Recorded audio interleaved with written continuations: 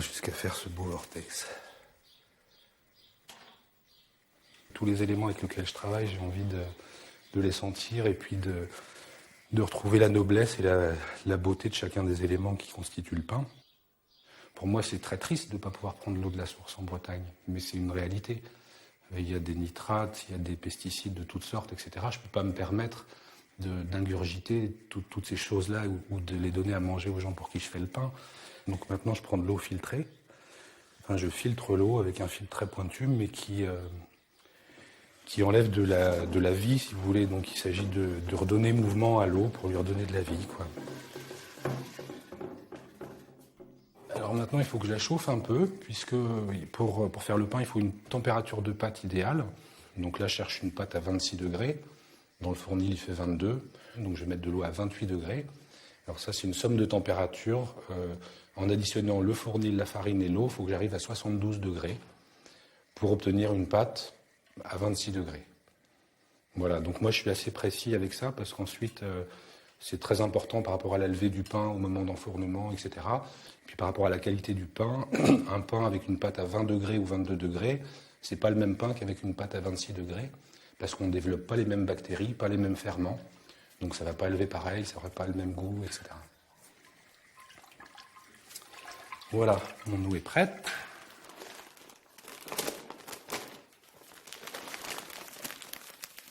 Donc ça, c'est une farine que j'ai moulue il y a 2 jours parce que j'aime travailler avec de la farine fraîche. Ça a plus de vitalité, ça développe davantage d'arômes.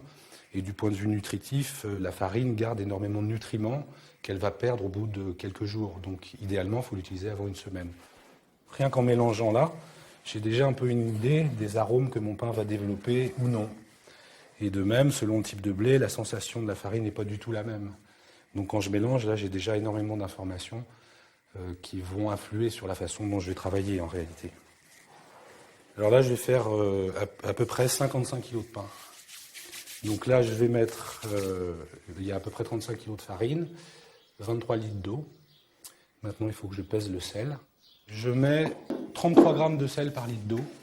Et ça correspond curieusement à peu près au taux de sel qu'il y a dans l'eau de mer. Et alors, comme il y a des gros cristaux, je le mélange bien à l'eau avant pour qu'il soit bien dissous.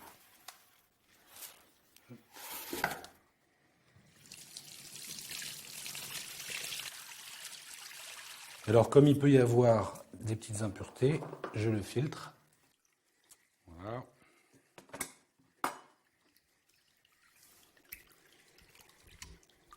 C'est parti.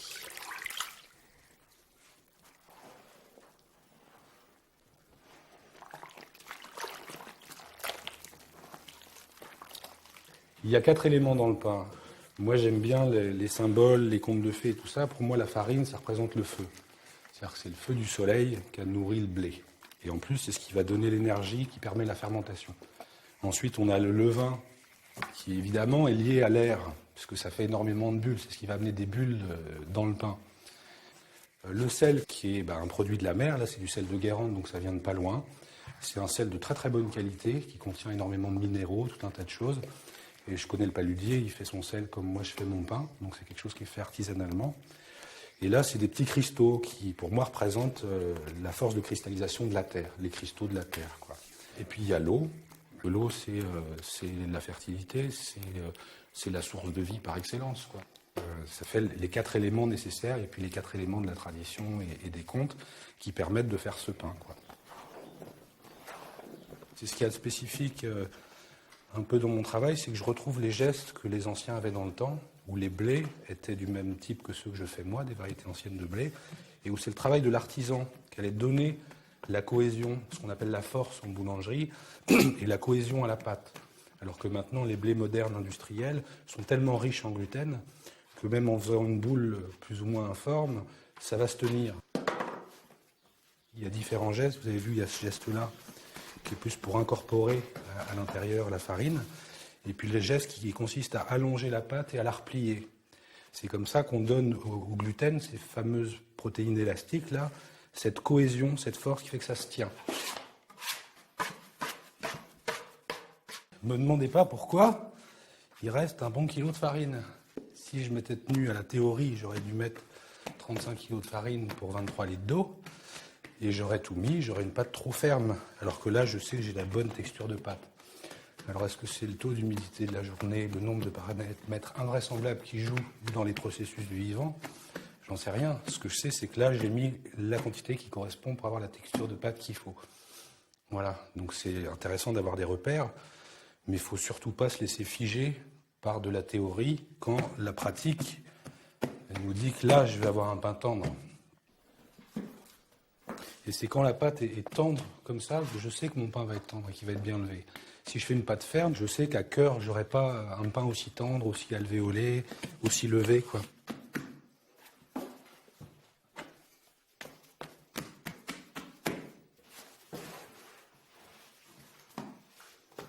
Voilà, c'est ça qu'on appelle donner de la force à la pâte. Lui donner cette cohésion qui fait qu'elle se tient en boule, ce qu'évidemment aucune machine ne peut faire.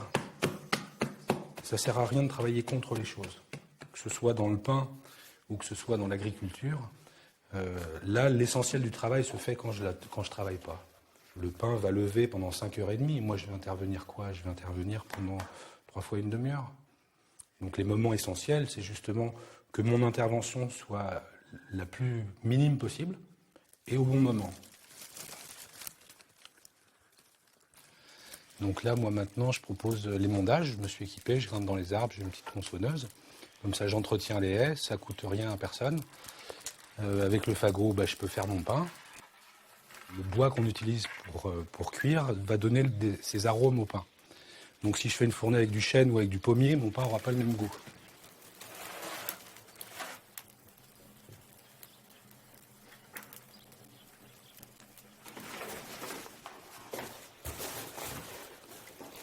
Voilà, donc ça c'est des binoches, ils appellent ça des jeux aussi dans la région, c'est fait par les anciens, qui récupèrent de la ganche, ils appellent ça s'appelle de la moline en fait, c'est la paille de sous-bois. Et le pain lève très très bien dedans parce que ça garde bien la chaleur. Voilà.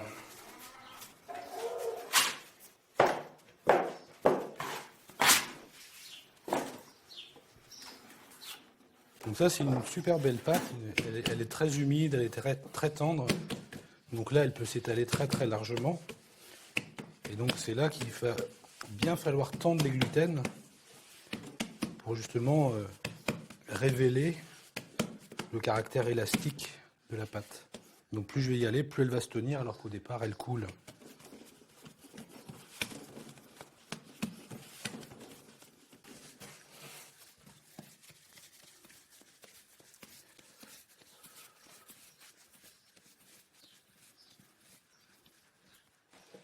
Et donc sinon, là, chaque pain, je sais pratiquement pour qui il est. Et là, ça fait maintenant 4 ou 5 ans que je ne peux pas prendre de clients en plus. Parce que, en fait, j'ai mon compte, mes fournées sont toutes archi pleines. Il n'est pas question pour moi de faire davantage de pain. Et donc, c'est pour ça que je consacre de plus en plus de temps à de la formation de gens qui veulent démarrer du pain comme ça, ou auprès d'agriculteurs qui veulent cultiver des variétés anciennes de blé pour leur qualité au niveau des arômes, etc. Donc je consacre de plus en plus de temps à de la formation, en fait.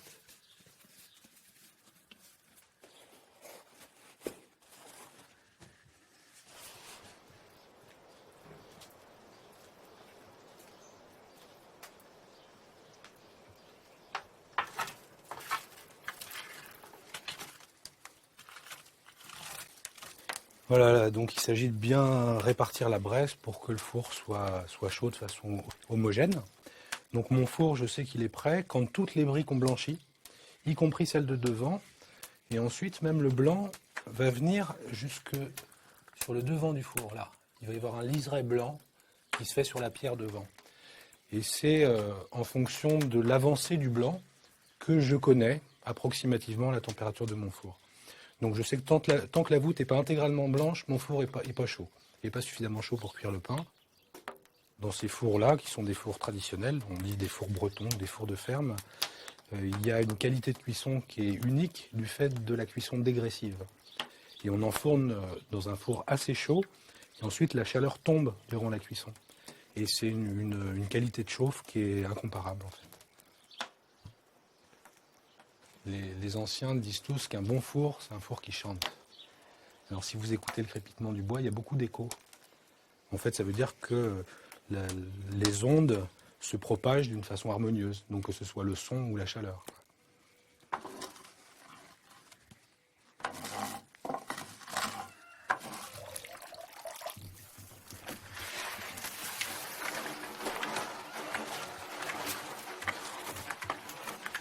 Ça nettoie complètement le four en retirant ce qui peut rester de braise. Et ensuite, ça met de l'humidité dans le four, ce qui est une très bonne chose pour le pain, puisque ça permet que la croûte soit plus fine, que le pain se développe mieux.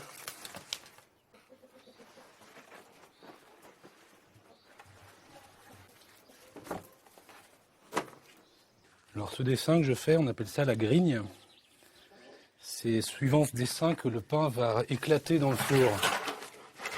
Et la grigne, c'est ce qui permet ensuite qu'on ait des petits morceaux à grignoter. C'est en même temps la signature du boulanger.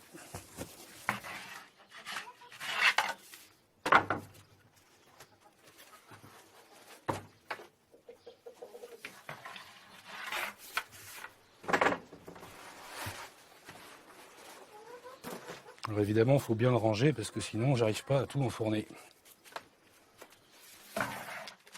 Le tour est joué.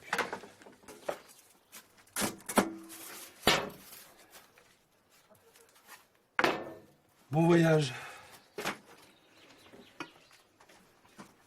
Là, dans le four, le pain va perdre 20% de son poids en eau. Donc là, l'objectif, c'est de bien garder la vapeur dans le four pour que le pain se développe bien. Sinon, la chaleur aurait tendance à durcir la croûte trop vite et de bloquer le pain.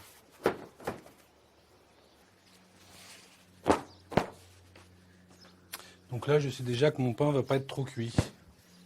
Parce qu'en fonction de comment il a levé, de la couleur qu'il prend ou non à la fin de l'enfournement, j'ai déjà des informations. Donc je sais qu'il ne sera pas trop cuit, il ne sera peut-être pas assez à mon goût. Il sera cuit dans tous les cas.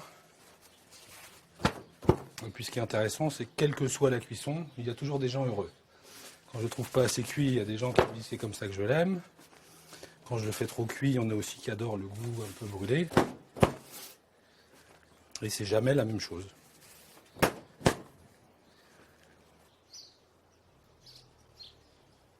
Poulette, voilà pour vous.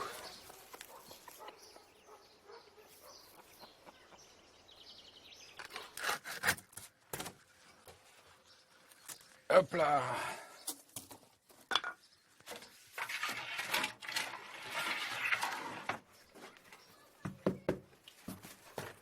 Alors quand il est bien cuit, quand on tape dessous, ça doit sonner dur. Moi, je m'inscris dans un pays, dans un endroit que je souhaite faire vivre au niveau agricole, culturel, agriculturel. Et en fait, le pain, pour moi, c'est ce qui réunit tous ces éléments-là et qui me permet de participer au monde, à la société de l'endroit qui me paraît le plus juste, en essayant toujours d'améliorer ce que je fais et en prenant plaisir à ce que je fais. Parce que je ne vous cache pas que le pain, j'ai commencé à le faire pour ma petite famille, mais qu'aujourd'hui, je fais le pain avec autant d'amour alors que je le vends à des gens que je ne connais pas forcément au départ.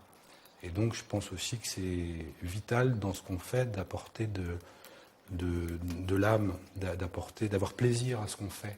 Donc, mon choix de l'agriculture et du pain, c'est aussi de partir des éléments les plus simples et les plus nobles que la nature nous propose pour faire quelque chose d'utile, de bon, et où j'y prends du plaisir.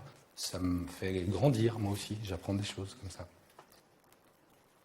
Voilà, donc ne pas oublier deux choses absolument cruciales. Le levain, donc qu'on garde simplement un petit peu de pâte de la fournée, qui va servir pour ensemencer le levain pour la fournée supplémentaire. Alors là, il ne faut surtout pas l'oublier, sinon c'est un problème, il faut repartir de zéro. Alors on peut repartir d'eau et de farine, mais ça mettra 15 jours, 3 semaines ou plus. Et deuxième chose absolument fondamentale, le bâton pour faire la pizza ce soir. Voilà, vous savez tout. Vous pouvez maintenant faire du pain chez vous.